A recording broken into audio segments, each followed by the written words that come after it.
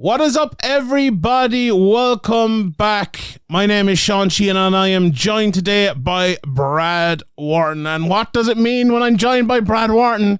It means there's a big Cage Warriors card coming up, and it's Cage Warriors 157, Brad. And I don't know, has there been a bigger Cage Warriors card in a long time? There've been ones that have been up there with it, but I was looking through this yesterday when I was preparing and watching a few fights, and I'm like, I don't really even need to watch a few fights for this. I know all of these lads, from Mick, Stanton, James Webb, to Morgan Charriere's on the card, Skibinski, Fleminas, Jesse Urholin's on the card, and that's even before we get to Linear Kavanagh, before we get to Jordan Vuvenic, before we get to Harry Hardwick, before we get to Will Currie.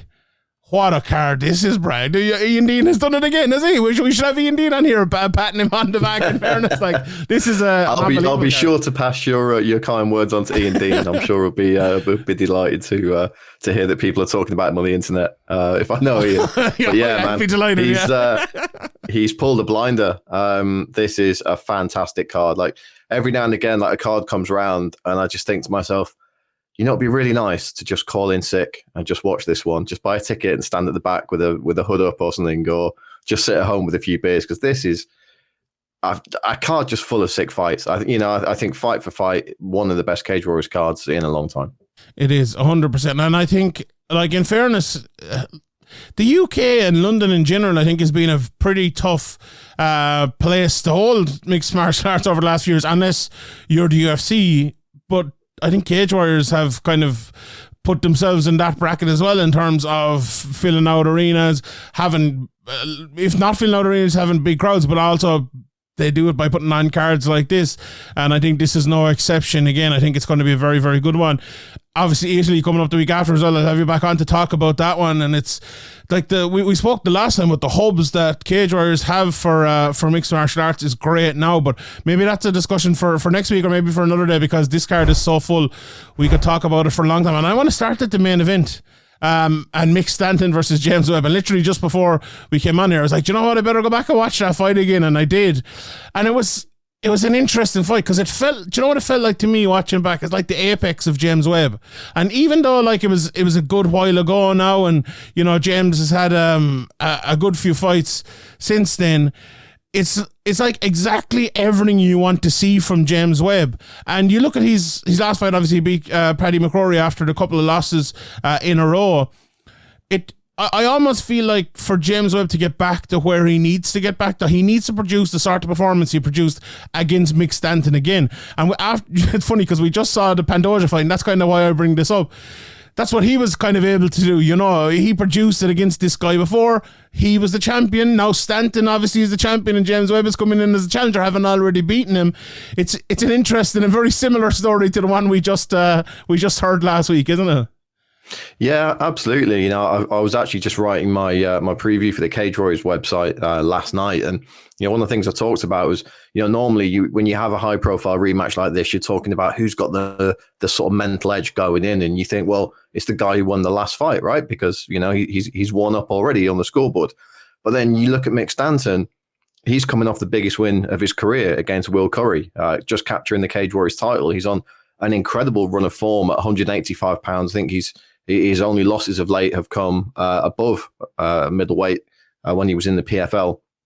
So his run of form at the moment is fantastic. So it's kind of even Stevens for me in terms of the mental edge. And I guess it all comes down to, you know, who's changed, who's grown more since they last met. And, you know, I watched that fight back recently as well. And while James dominated that fight in the grappling phases for the most part, we did see a few little bits of the Stanton that we would see against Will Currie in that one. Stuff like giving up his back to get back to his knees, to get up to a standing position, which we saw him do a lot of in terms of giving up his back to get the reversal against Will Currie continuously throughout the 5 rounds. We did see that in the first James Webb fight. So are we going to kind of see the evolution of that? And are we going to see Stanton out-grapple Webb? Or a big question for me is, are we going to see the old Mick Stanton here? Is Mick Stanton not going to want to challenge the guy who dominated him on the ground last time? Is he going to want to stand and bang? And then you think, well, hang on, James Webb was a kickboxer before he got into MMA. So I'm sure he's going to be pretty happy to throw down as well. You know, he used to go and train out in Holland at Majiro Gym under Andre Manhart. So neither of these guys, you know, are going to be wary of a stand-up fight either. So my kind of outsider pick for this one is that we're not going to see the kind of grappling heavy contest that we saw when Stanton fought Currie, or indeed when Stanton fought Webb. I think we're going to see these two guys bang it out, at least for a little while. That's very interesting. I don't know if that'll be right or wrong. I think it's one of those fights again, like with the last time we spoke, the other middleweight. If it's fight, right, it'll make me look like a genius. It really will. It really will. But I think an interesting point here is I think Stanton has 9 fights since their last fight, and Webb has only had 4. And now, you know, we went through a pandemic and all in the middle of all that, so I suppose there are reasons for that. But if you're looking at like closing the gap, I think that's a big part of it as well. But you mentioned the Will Currie fight there, and I think anyone watching that Will Currie fight, it was like a thing that maybe changed how they watched MMA a little bit because of the Kimura sweeps and the way he was able to get up against such a big, strong man in Will Currie, who is on this card as well. And we'll talk about it a little bit later on. But you don't watch that fight and think Mick Stanton can't grapple with someone or can't get up off his back or is going to be dominated on the ground.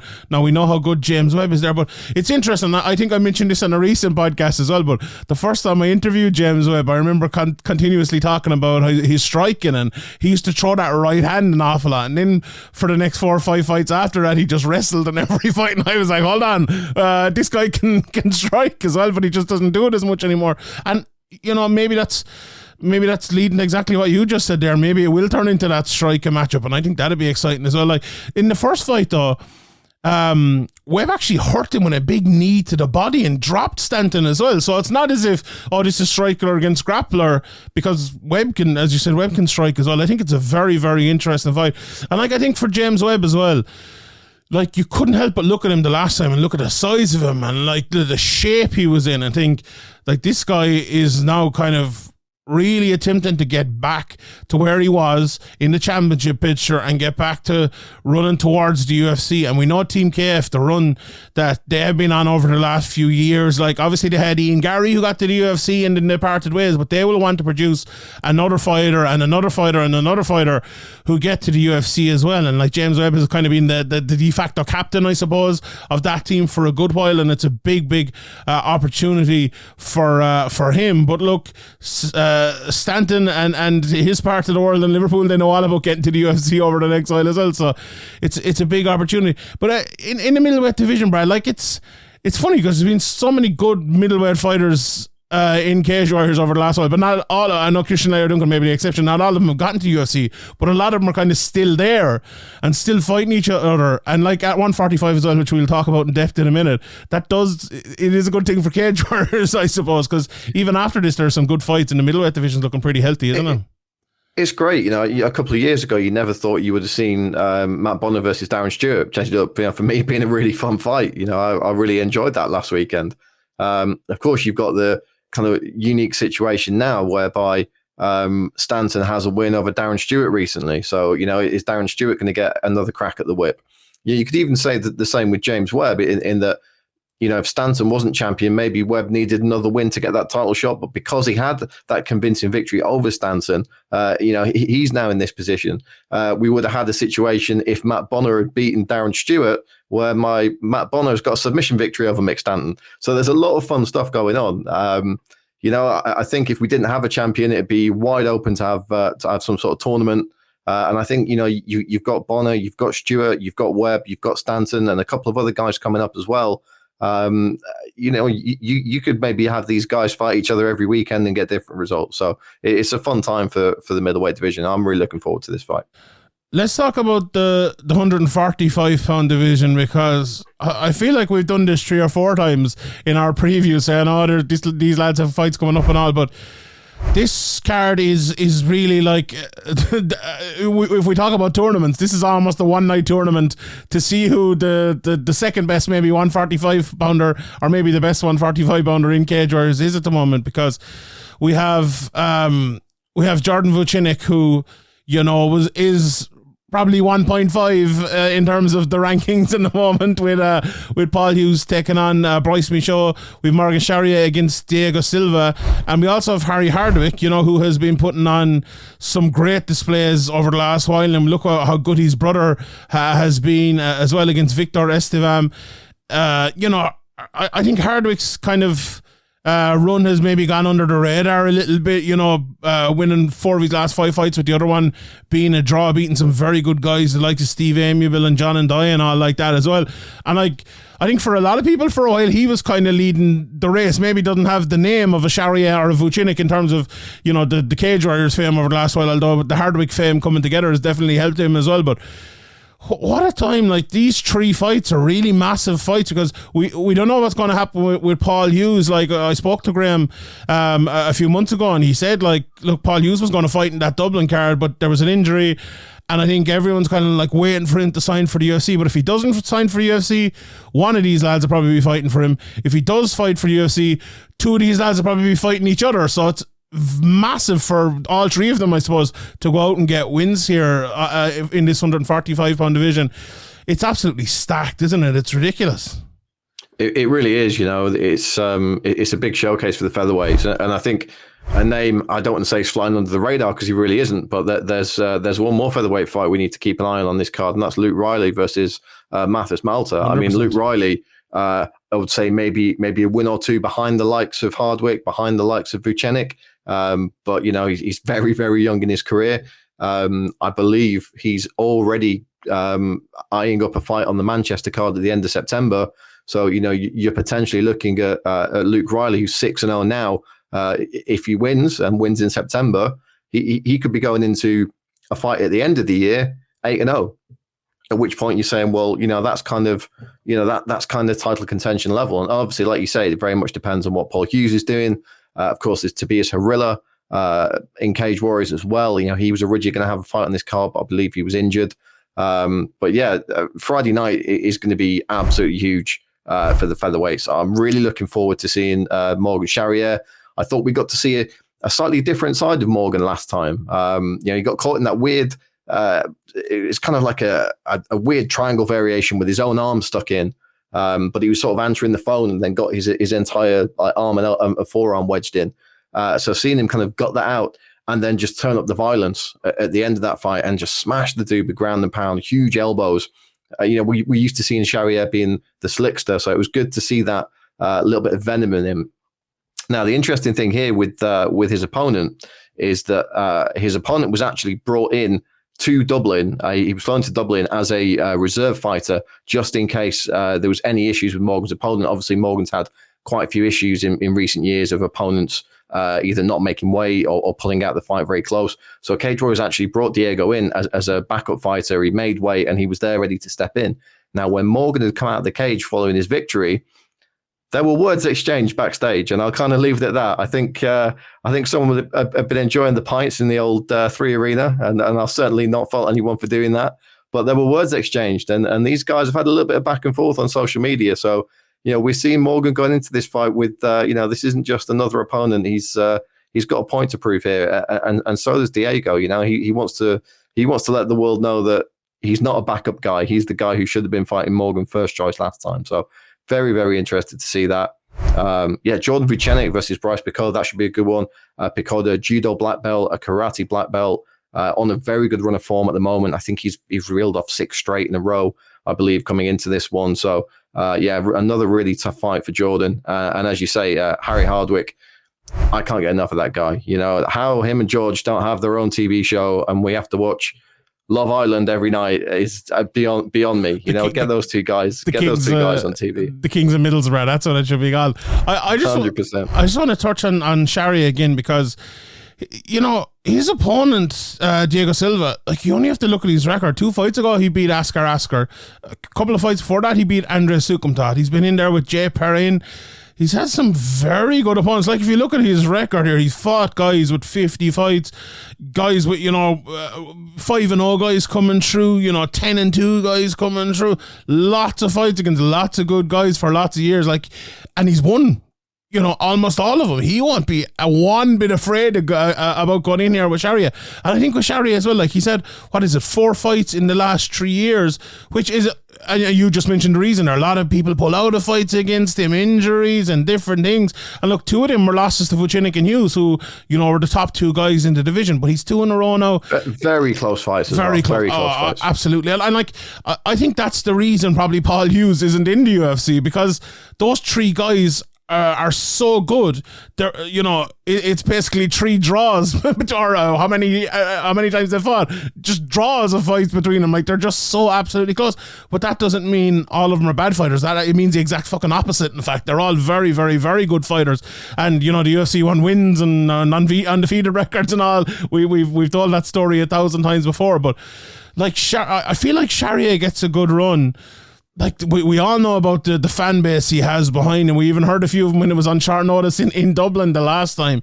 It's massive. But this fight is, I don't know how much you've watched of Silva yet. Obviously, still a few days out from it here, but it could be like Charriere is well rounded. And I think, as you said there about the last fight being, having to do a couple of different things, I think that'll benefit him and bring him on, because I always look at Charriere and think, right, he has the base of a very good fighter, very athletic, he's a good technical fighter, but he needs a few of those fights to bring him on. And you had him against Vuvenic, and his fight against Daniel Bazant, that was a split decision as well, so that was relatively close. But I think now is the time for Charriere to kind of kick on to the next level, and this is a very interesting test. Like, because you might be forgiven if you're Ian Dean or Graham Boylan for looking like, you have a star here, let's give him a few easy fights and get him. But this never happens. This is the thing. If you're a guy like Charriere with that kind of fan base, that kind of popularity, that kind of star power, it all of a sudden becomes very easy for you to turn around to a promoter or a matchmaker and say, that fight's not for me. No, that fight's not for me. Until you get one that, you're feeling pretty good about, you're feeling pretty comfortable about. Morgan's not that guy. Like, Morgan's coming in, and this isn't just me with my Cage Warriors hat on. This is genuine from the heart. Morgan's coming in saying, "No, find me a tough guy. Like, find me. I'm not." And this is where the issues come in with, like, we've talked about opponents getting injured late in the day. You can always find somebody. But Morgan's not just wanting to fight somebody. He's wanting to have a proper fight where the win means something, where the win's going to improve him as a fighter, where it's actually going to look good on his record. We see it all the time in the regional circuit all over the UK, Europe, and the rest of the world. If you're a big star and you can draw money and you can draw fans, you can get easy fights all the way to the UFC. Morgan's not that guy. You see that on his record. He's fought the likes of Soren back early in his career, and he was happy to do so. He's not a guy who's bothered about winning and losing. He's a guy who's worried about improving. But he's been very vocal about the fact that he knows there's a big UFC card coming up in France. Every fight counts now. Every win counts. And I think we're going to see Morgan put on a performance, because he knows that if he can get through this guy the same way he got through the last guy, that's going to get eyeballs on him. Yeah, 100%. And I think there's proof on what you said there as well, by the fact he'll just take lads on short notice like all the time, because he kind of has to, and even some of them fall out as well. So look, let's touch wood here. None of that happens coming up this weekend, and the fight is all good. I want to talk about Jordan Vuvenic, because that fight against Ferranti last time out, and how he won it, the way he won it, I suppose, on the ground, getting the rear naked choke and all that. It was phenomenal. I thought it was really, really phenomenal, because, we talked about that beforehand, and like Ferranti, I watched a few of his fights. That guy hit hard, and to take that sort of fight against him only, 4 months after the Paul Hughes fight, and we all know how that Paul Hughes fight went in terms of the amount of damage that he took to come back and be brave enough to take that sort of fight. Like, I compared it to the Jose Aldo fight against Frankie Edgar after McGregor knocked him out. It would have been very easy to be gun shy after a fight like that for Aldo. Same for Vuvenic. And he comes out and he just is like, well, I'm not going to get hit here. I'm just going to win this fight here, and I'm going to do it in a different way. Like, I think Jordan Vuvenic, the way he walks out, especially in London, he's so cool and calm. He just seems like a cool guy. He's a guy you can really get behind. Doesn't really say much, goes in there and does it. And I think he's a top fighter, and like, I think it shows how good of a fighter Paul Hughes is as well. They've beaten him. Obviously, they're 1-1 in 2 close fights, or well, 1 close fight, and the second one wasn't that close. But I love Jordan Vuvenic. I love Paul Hughes. I think both of those lads should be in the UFC and maybe have the trilogy in the UFC down the line. But for Vuvenic, like, this has to be, I think, the fight before another title fight. Like, I think if he wins, he should be the leading contender, because, like, I think he's kind of clearly the next guy after Paul Hughes. Yeah, absolutely. Obviously that the second Paul Hughes fight went the way it did. Sometimes these things happen in MMA. Sometimes you meet a guy who's the better man on the night, and that's what happened. And I'm sure Jordan's perfectly at peace with that now. like you say, took a risky fight last time because Ferranti was a guy, a lot of hype behind him, hadn't really been tested yet. But as we, as we've said, the guy can clearly bang. He's a very talented kid, and he's going to have a fantastic future. And I think that, facing someone like Vuvenic in a main event in London that early in his career is probably going to stand him in good stead as well. But look, Jordan seems to be in an absolutely fantastic place. He's got a lovely young family. He's got his own gym now, so he's got his own business in Corby. He seems to be in a very good place in his life, and a kind of relaxed, chilled out Jordan Vuvenic to me is a dangerous Jordan Vuvenic. He doesn't seem like he's particularly stressed out about things. He turned up for the last fight and he was saying like, oh, new baby at home, I've barely slept and this, that, and the other. And you're thinking, man, how can he fight? Like, how's he going to perform in a style like this? But he was absolutely fine. And you see him walking out and high-fiving all the fans. He's got that kind of star quality about him now, especially in London where, everyone sings his theme tune when he walks out. It's become his song in that venue in the Indigo. So yeah, I think this is a big moment for him. But look, he's got a tough test in front of him in Brice Picaud. This guy is no joke. This guy's got grappling skills. He can bang. He's an experienced guy. He's been fighting a long, long time. He's in the armed forces as well, so he's going to be super fit, super disciplined. This is his lifestyle, and to come in on a big UFC weekend and submit or knock out Jordan Vuvenic, all of a sudden this guy's name's at the top of the pile. 100%. It's very interesting. Like we mentioned Hardwick, you mentioned Luke Riley there. I definitely want to touch on him again because as you said, win another couple of fights and he's thereabouts. And like he's another guy, I think in a couple of recent fights he's had it kind of put to him, and he's had a few fights that have tested him. And like you look at his record and all the guys he's fought, like he fought 2-0 guys, 6-4 guys, and the guys fighting Matheus Malta now is 10-3. So it's again a bit of a push up against a guy who's a little bit more experienced, 27 years of age, has fought over in obviously in Brazil, and he's fought some very, very good guys with lots of fights. Again, the type of push that he needs. But you look at Luke Riley and you think, you see him in the background of those Paddy Pimblett vlogs all the time. You think, maybe here's the next Paddy Pimblett coming through. The hair is a bit similar, but a different colour. But the style isn't similar, is it? Like, he's a very good boxer, and he can grapple and he can wrestle and all of that. But there's some guys you look at cage warriors and you see him early in their career, and there's another guy we're going to speak about next, Nadir Kavanagh. He was the same. Another guy, Oben Elliott, who's going over to the contender series. And I heard you saying the name of Oben Elliott early in a fight, and I'm like, that's an interesting name. Let's watch him. And you're about 90 seconds into the fight and you go, okay, this guy's something special, And Luke Riley, from the second I saw him, and you see Paddy in his corner area in his career, or Molly, and you see the next gen guys behind him, you think, okay, this is a guy we definitely need to pay attention to. And now he comes to this stage in his career where, what is he, 6-0 in his career, and you think this could be very, very special. And this is where the pressure, I think, comes on, and this is where it shows, because like we've seen a lot of guys coming through in the UK and in Ireland as well, and they get the 6-0, 7-0, and next thing they lose a fight and they lose 2 fights, and it's, once that level changes, it's not always easy to do that. Now, I don't think that'll happen to Riley. I do think he'll keep going and keep winning, because I think a lot of him, but it's a big moment in his career, isn't it? And he's fighting a guy with 13 fights, as I said. Now he'll probably be fighting a guy with a name next, with a lot of fights, with a lot of experience. So it's shit or get off the pot time now for the likes of Luke Riley, and Ian Dean is gonna make that happen. It's massive, isn't it, for him, this fight, especially to start that off? Yeah, absolutely. Look, the kid's a savage. You look back through his record and you see the guys he's fought. The 2-0 guy was Jack Eglin, who we just saw get a massive win over Rory Evans last weekend. Carol Cutier, who he fought, very, very good fighter, a lot better than his record suggests.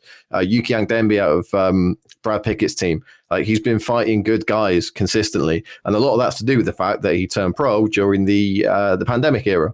So it was a case of, you're going to have to fight someone on the Cage Warriors roster who's really good, or you don't get a fight at all, because there just wasn't, there weren't regional shows for these guys to go and get 3 or 4 wins under their belt before they come up. So, he's had these tough tests consistently.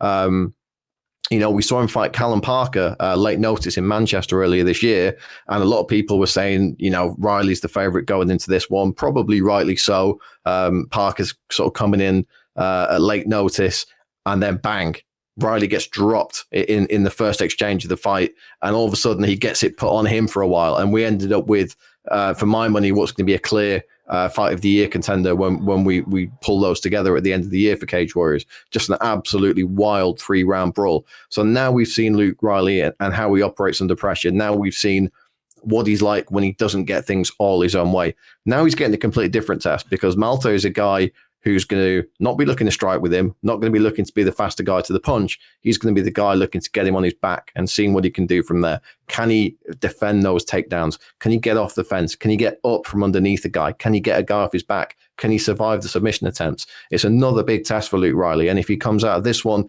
the way he's come out of previous tests, then look, you maybe are seeing him take that step up next time and, face a guy who's got, maybe sort of championship level credentials or has been in that kind of level before. And then, as I say, by the end of the year, if everything's still going right for Luke Riley, he's potentially 8-0. And then at that point, you're looking at a title shot next year. 100%. I think the other side of that, and what I just talked about there, from some guys, they get to that level and they aren't able to climb. I think Will Currie is probably that guy, who got to the Christian Duncan fight, wasn't able to get over it, climbed back, won the 4 fights, got to the Mick Stanton fight, wasn't able to get over it. And now again, it must be so tough to reach that point, have to climb it again, reach that point and have to climb it again. And it's a massive fight for him to come back to get that, I suppose, get that climb going again for Will Currie. Because I know there was people looking at Will Currie thinking this guy's going to be the next star. I actually had one person reach out to me who was thinking who would be, they were asking me who they should sponsor in Cage Warriors, and the first name they said to me, and this was maybe a couple of years ago, was Will Currie. Would this be the guy? And they were asking my opinion on it. So it's not as if he's flying under the radar or anything like that. People know about Will Currie, and he has the body shape, and he has the size, and he has the athleticism. It just, something needs to click. Now, he's come up against 2 very good guys in Stanton and Christian Duncan, make no mistake about it, but just the mental side of being able to start that climb again, it's huge, isn't it? Absolutely. But look, here's the stat you need for Will Currie, right? 24 years of age. 24.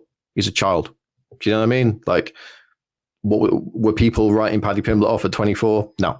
Were people writing Conor McGregor off at 24 when he was losing? No. It is what it is. He's just had the misfortune. Look, any middleweight in Cage Warriors who was around when Christian Leroy Duncan was around, yes, you're going to have a tough time, right? He's just an exceptional talent. And Will is too. And, he lost the fight against Stanton, which was a very close fight. I think everyone pretty much agreed on 2 rounds for Currie, 2 rounds for Stanton, and then a swing round. But he just made a few mistakes in that fight. And that's the kind of thing that you can teach a 24-year-old kid to figure out. He's got a great team around him. He's obviously training a lot with Madars, who's in the UFC. As you say, people know who he is. He's got charisma. He's got the look. We all saw, I believe it was John Anik giving him a shout out on the UFC when Madars fought, because he was so vocal in the corner. So people know this guy's name and they're keeping an eye out for him. The dude's massive. He's ripped. He looks like Ivan Drago. When he puts it all together in the cage, which I'm sure he will, he's going to be the total package. He is facing another big boy though in Jorge Bueno. This dude's a tank as well. As soon as I got sent this fight through, I had a big smile on my face. I was like, man, there's nothing more I love more than just 2 huge dudes just pummeling the shit out of each other. And I think this is exactly what this is going to be. Bueno's won most of his fights via TKO. Big, strong dude. So's Will Currie. Only 3 rounds this time, so Will can put his foot to the floor. I think this is going to be wild while it lasts. Yeah, I'm looking forward to seeing it. One thing you said, it's always fun to watch the Will Currie fights, to see that next evolution as well. I love watching that with fighters. Brad, we're running out of the time here, but I know that we're recording this a little bit early, so there's a few fights that still have to be made, and a few. I know Lanier Kavanagh. I have to mention Lanier Kavanagh. Obviously, he's looking for a new opponent, and hopefully by the time this comes out, he'll have one. He's such a talent, and if anyone out there is looking for the next guy who's coming up, who's only a few fights into his career in Cage Warriors, well, I'll tell you, that's the guy, Lanier Kavanagh. He's absolutely brilliant. A word on Lanier, Brad, but anything else on the undercard there? I know there's some very good fights. We didn't even touch on Fleminas. I mean, we're going to have to give the cursory shout out to Omeil Brown, Jesse Urholin. That's my fight at night. I know this is right up your street. Yes. And it's right up mine as well. Look, 2 guys who are coming off what must have been pretty frustrating losses. Urholin was obviously stopped by Madars-Fleminas. Omeil Brown lost his last one, looked very frustrated with his performance. So both of these guys are going to be on it. And this is going to be one of your old school power puncher versus power grappler fights. Can't wait. Should be absolutely nuts. You've got Madars-Fleminas versus Skibinski. That's going to be wild. That could be number one contender fight as well. You know, Reese McKee looking for a fight apparently and all this. So later on. Yeah, you've seen on Graham Boyle on social media looking for a fight for the champ. So, I know Madars really wants that fight. So, yeah, there's potentially a lot to look out for there. And as you say, fingers crossed, Ian Dean's going to get Lona Kavanagh a fight on this card. Gutted that he's not fighting Shawn De Silva. That would have been absolutely insane. Hopefully we'll see that somewhere down the line. But yeah, Lona Kavanagh, real life superhero, the stuff he does in the cage, absolutely nuts. Bandwagon jumpers, get jumping now. That was the thought. Andy Stevenson will be on it next week. No, Andy was there earlier. I know my guy, Neil has been on it, I think, before he even turned pro. So, but I'll tell you what, it's a good bandwagon to get on because this guy is unreal. But yeah, I just want to make quickly again, because that Omeil Brown Jesse Urholin fight, I was so surprised and well, not surprised to see Jesse Urholin lose to Madars-Fleminas, but I was surprised to see him lose to anyone. Honestly, I thought he was just going to run through that division, run through and get to the UFC and all. But that's what happens when you're put in there against a guy like Madars-Fleminas. Ask my guy Oban Elliott exactly about that, and ask 3 or 4 other lads exactly about that as well. But again, I cannot wait for that fight. I think it's going to be a banger. And Skibinski against Fleminas, Skibinski, he beat Omeil Brown last time out, as you mentioned. He was on, an unlucky run before that, I suppose, after he came into the Cage Warriors route, and I was like, Jesus Christ, this guy's going to be a guy for a lot. And it's funny because, I'm covering a lot of the European cards these days in different promotions, and I'm looking at fights and I go down through a lad's record. I was like, oh, there's Skibinski. This guy's fought everyone and all of the up-and-comers and all the guys at every promotion is signing around Europe at the moment. And a guy like that for a promotion like Cage Warriors is absolutely brilliant, because it's easy for Ian Dean to throw his next guy in there. Right, I'm going to see how good you are.